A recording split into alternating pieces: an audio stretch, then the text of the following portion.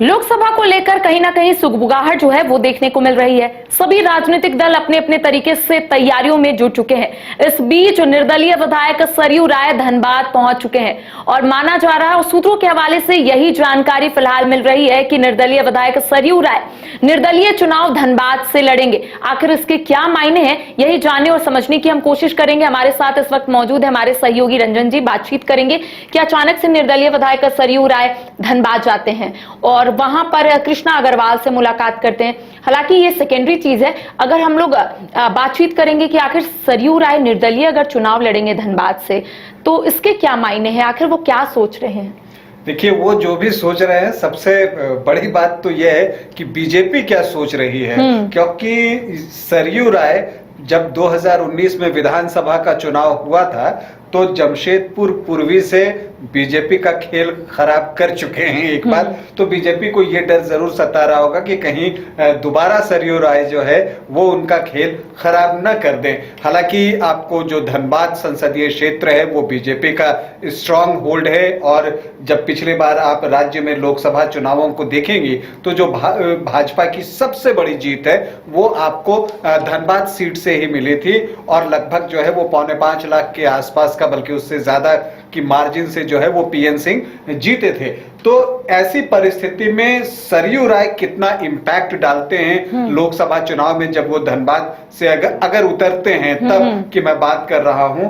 तो एक चीज तो ये हो सकती है, अब ये देखना दिलचस्प होगा कि वो उतरते हैं तो वो जीतते हैं या वो भाजपा को हराते हैं। ये बातें महत्वपूर्ण है क्योंकि सरयू राय जो है जिस कम्युनिटी से आते हैं, अगर आप जातीय ये पर जाकर देखें तो भाजपा के जो पूर्व सांसद हैं वो उसी जाति से रहे हैं। तो ये एक चीज देखने को मिलती है कि जो एक नाराजगी उस जाति वर्ग में है उसे जो है कैश करने की एक कोशिश जो है वो सरयू राय की तरफ से हो सकती है। मतलब हाल ही में जो खबर सामने आई कि भारतीय जनता पार्टी ने सभी लोकसभा सीटों पर उम्मीदवारों की नाम की घोषणा की है और ऐसे में क्षत्रिय समाज का कोई नहीं है और अब धनबाद जाना सरयू राय का कहीं ना कहीं मायने जो है वो कई निकल रहे हैं।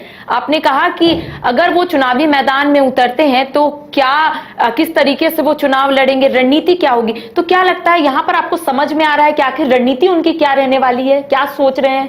देखिए, एक बात मुझे लगता है कि शायद उन्हें भी उम्मीद थी कि जब भाजपा लोकसभा उम्मीदवारों की घोषणा करेगा तो हो सकता है उन्हें भी कहीं से टिकट मिले। आपको बताऊं कि ये बड़ा दिलचस्प है कि जिनका टिकट धनबाद से कटा है, पीएन सिंह का टिकट जो बीजेपी ने काटा है, और सरयू राय, इन दोनों के राजनीतिक बयानबाजियों को अगर आप पिछले 5-6 महीने में देखें और गौर करें तो पाएंगे दोनों अलग अलग प्लेटफॉर्म पे आपको खड़े मिलेंगे, एक दूसरे के ऊपर कटाक्ष करते हुए वो ज्यादा दिखे हैं। सरयू राय धनबाद आते जाते रहे हैं और वहां दामोदर नदी को प्रदूषण से मुक्त कराने के लिए दामोदर बचाओ आंदोलन से जुड़े रहे हैं और इन सब के बीच जो है उनके और पीएन सिंह के बीच जो है कई बार इस तरह की बातचीत हुई है जो लगता है कि वो सटायरिकल है या एक दूसरे के ऊपर आलोचना वो करते दिखे हैं। तो अब देखना यह दिलचस्प है कि अगर सरयू राय वहां से निर्दलीय चुनाव लड़ते हैं तो पीएन सिंह या आप ये कह लीजिए कि उनके समर्थक जो हैं उनकी जाति से वो किनका सपोर्ट करते हैं, ये देखना बड़ा दिलचस्प होगा। लेकिन देखिए, यही राजनीति है, कब आप किसी का विरोध करते हैं और कब आप उसके समर्थन में आ जाते हैं, ये बताना जो है वो बड़ा मुश्किल होता है। लेकिन अगर सरयू राय चुनाव लड़ते हैं तो एक बात तो आप मानकर चलिए कि बीजेपी के लिए थोड़ी परेशानी तो बढ़ने वाली है, क्योंकि वो जमशेदपुर पूर्वी में एक बार बीजेपी का खेल खराब कर चुके हैं और उन्होंने उस वक्त तात्कालिक मुख्यमंत्री रघुवर दास को शिकस्त दी थी। तो ये एक जो है ऐसी चीज है जो बीजेपी शायद इस घाव मतलब बीजेपी की परेशानी का सबब बन सकते हैं, ये कह सकते हैं, क्योंकि आपने जो बताया जमशेदपुर पूर्वी जमशेदपुर का, और ऐसे में अगर बाघमारा विधायक ढुल्लू महतो को यहाँ पर आगे किया गया है भारतीय जनता पार्टी की ओर से, हालांकि विरोध देखने को मिल रहा है, लेकिन अब कहीं ना कहीं अगर सरयू राय चुनावी मैदान में आते हैं तो बीजेपी के लिए परेशानी का सबब तो हो सकता है।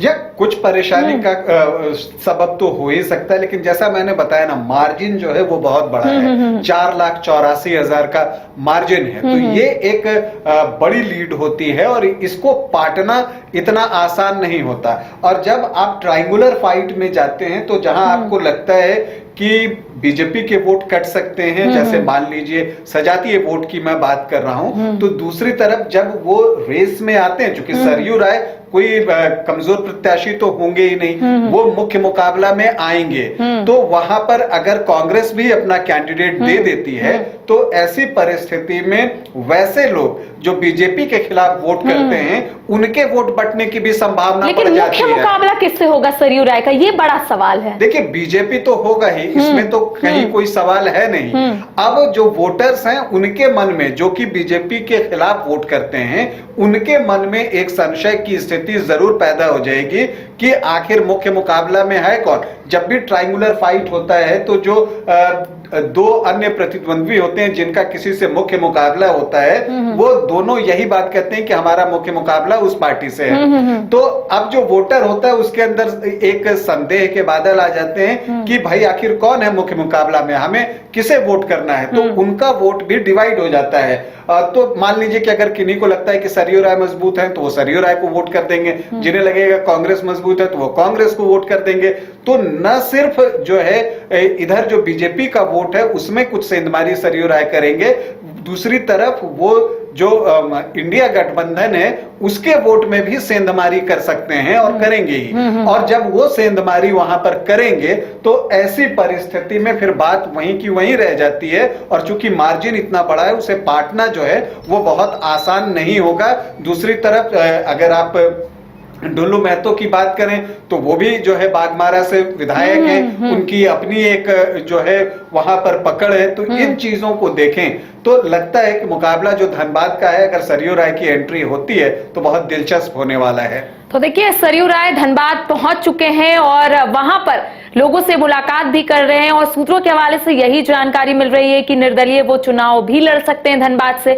और ऐसे में देखिए, भारतीय जनता पार्टी ने पत्ते तो जरूर खोले हैं, बागमारा विधायक ढुल्लू महतो को चुनावी मैदान में उतारा है। हालांकि कांग्रेस की ओर से फिलहाल पत्ते नहीं खोले गए हैं और ये कहा जा रहा है कि 1 से 2 दिनों के अंदर कांग्रेस भी अपने पत्ते खोल सकती है। अब सवाल ये उठता है कि आखिर किसके लिए निर्दलीय विधायक सरयू राय परेशानी का सबब बन सकते हैं। आने वाले समय में चीजें स्पष्ट होगी और तमाम अपडेट हम अपने दर्शकों को बताएंगे। फिलहाल मुझे और सहयोगी को दे इजाजत, नमस्कार।